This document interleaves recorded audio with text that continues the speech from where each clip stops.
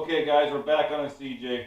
Now I know it doesn't look like I've done much to this frame, but if you remember where the last video I put a coat of paint on here, kind of rush job because I had dropped the can of paint. Well, I should have just left well enough alone and not have rushed it. I had to remove a lot of paint on here. There was a bunch of places where I had to do some work as the front end and the back end, so I had to wire wheel and grind a lot of that paint surface off so I could do some more welding to it. But what I'm going to do is I'll give you a walk around and I'll show you what I had been doing on the Jeep. There's a number of things I've been working on. I haven't filmed much of it because I don't get a lot of time during the night, and kind of be a little bit of an update video. I'm going to walk around the frame and talk to you what I've done. There's a bunch of other parts and pieces around the shop here that I've painted and I've worked on. So I'm just going to give you a walk around and you can kind of catch up and see where I'm at. Alright guys, let's see if I remember all the things I've done to this frame since the last you've seen it. The front bumper is painted and on. I also have the new front shackles on there. They are a 2.5 inch lift compared to the old shackles. Now if you remember, I stretched this frame. So right here, you can see on the passenger side frame rail, I boxed in that section. I did the same over here on the driver's side. You can't really tell where I added on. It's right about here is where I made my kind of a cut here, a little bit of an S cut in the two frame rails where I welded them back together. And yes, I put a plate on the inside there as well. I also had to replace both of the shock mounts, this one and the opposite side, because when I took the shocks off, one of them snapped and one of them was so rusty in the center here, I didn't trust it, so I replaced that as well.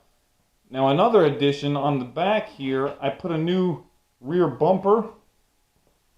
I have the hitch mounted on.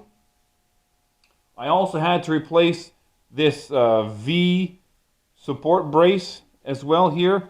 That was completely rusted out, so I replaced that.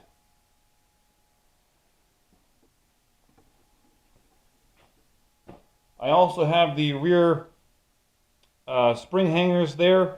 I have my leaf springs on the ground there. They're all painted up, ready to go in. Here's my rear axle, not the rusty one, the nice painted one. That's the rear axle. Now I didn't open that up, I didn't do anything to it. I just cleaned it, wire wheeled it, and painted it. I dumped all the oil that was in there. Everything turns good. The seal on the pinion was not leaking, so I'm going to leave that alone. Hopefully I can just put fresh oil in there, new gasket on the cover, and away we go with that one. And then at some point, yes, I will have to open up the hubs. Apparently you need a special puller to take those hubs off. I do not have that at this point. I can get to that in a later date. What I really want to do, guys, is I really want to get the axles underneath this frame. I want to get the engine and transmission in this frame so I can roll it around and I can get the body in here and start working on it, because you all know that body is going to take a lot of work. I have a bunch of other pieces in the ground here painted. I got the cross member painted. I also have the shock, the bottom shock brackets cleaned up, painted. There's 4 of them in there. I also have the rear backing plates cleaned up and painted. I also got my brake hubs there and my, what you want to call it, steering knuckles, I guess, on the far side. That's off the front axle. I do have the front axle here up on the bench. I have it completely gutted out. There's nothing in there. All the axles are out of it. I have new bearings on order. I'm waiting for that. But with the, this coronavirus and whatnot, getting parts is not easy.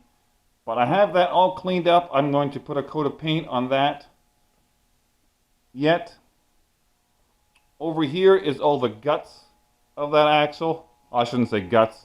I have nuts and bolts and bearings and all kinds of stuff, spindles. They're all sitting here waiting to be cleaned up. Well, most of them are cleaned up, but they're waiting to go back in. I have these bearings here. They're pretty rusty. I have one of them that completely disintegrated. Here's the cage to it, and here's the inner race. That completely fell apart in the parts washer. So I have new bearings on order.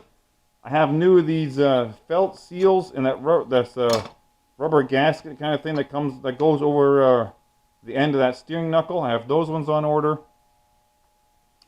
Now this, my transmission transfer case. Everything shifted fine on it. It all goes through the gears. The problem was it was leaking out of every spot it could. So I got a gasket kit and I put all new gaskets in it, new seals, put all fresh oil in it, and the ground is clean. She is not leaking, so good for that.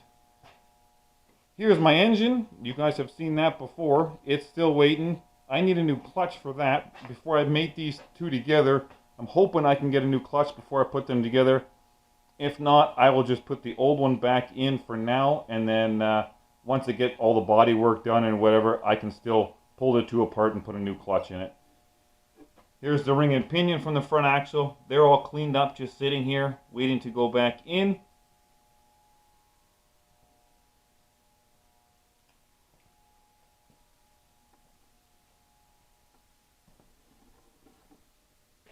But yeah, that's kind of where I'm at right now.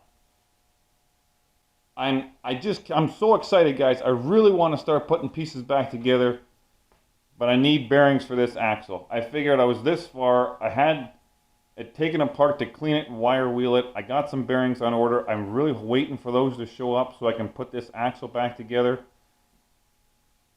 Like I said before, I want to get these axles underneath, get them mounted up on the leaf springs so I can put that engine and transmission back in there.